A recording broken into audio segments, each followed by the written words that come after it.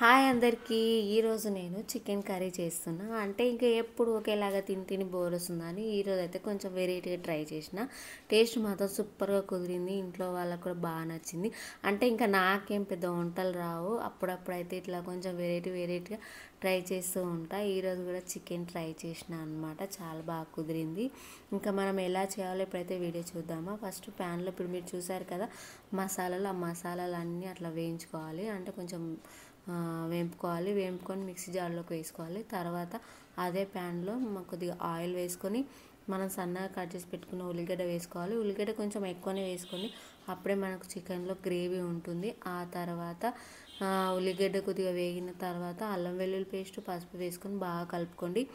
తర్వాత కడిగి పెట్టుకున్న చికెన్ వేసుకొని అందులో ఒక 1 స్పూన్ సాల్ట్ వేసుకొని బాగా కలుపుకొని ఇంకా మూత పెట్టుకొని స్టవ్ సిమ్లో పెట్టుకొని దాని మీద మూత పెట్టి ఒక 10 మినిట్స్ ఉడకనివ్వాలి. ఆలోపు మనము వేయించి పెట్టుకున్న మసాలాలన్నీ పొడి చేసుకున్న తర్వాత అదే మిక్సీ జార్లో కొద్దిగా కొత్తిమీర, ఒక 5-6 వెల్లుల్లిపాయలు వేసుకోండి. అవి పొట్టు తీయకుండా వేసుకోండి, అప్పుడే చాలా బాగుంటుంది.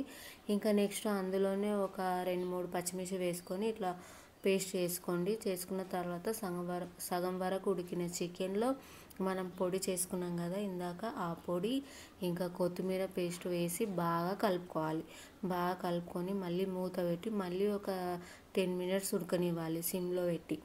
ఆ తర్వాత నెక్స్ట్ కొద్దిగా కారం పొడి, అంటే మనం ఎంత తినగలుగుతామో మన టేస్ట్కి సరిపడా కారం వేసుకోండి.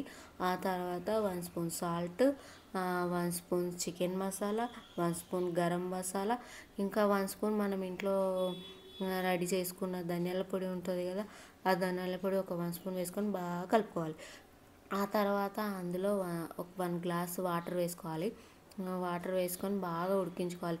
చికెన్ మనకు ఎంత బాగా ఉడికితే అంత టేస్ట్ వస్తుంది. మనకు కొంచెం లేట్ అయినా పర్లేదు, స్టవ్ సిమ్లో పెట్టుకొని చికెన్ అయితే బాగా ఉడకనివ్వండి. ఇంకా నాకైతే చికెన్ రెడీ అయిపోయింది. ఇంకా ఇప్పుడు మనం కొద్దిగా కట్ చేసి పెట్టుకున్న కొత్తిమీర ఉంటుంది కదా, ఆ కొంచెం కొత్తిమీర కూడా వేసుకోండి. వేసుకున్న తర్వాత స్టవ్ ఆఫ్ చేయండి. అంతే, ఎంతో టేస్టీ చికెన్ రెడీ. ఇప్పుడు ఈ చికెన్ని మనం వేడి చపాతీలో, రైస్లో తింటే మాత్రం చాలా సూపర్గా ఉంటుంది. నాకైతే చాలా బాగా నచ్చింది నేను చేసిన చికెను.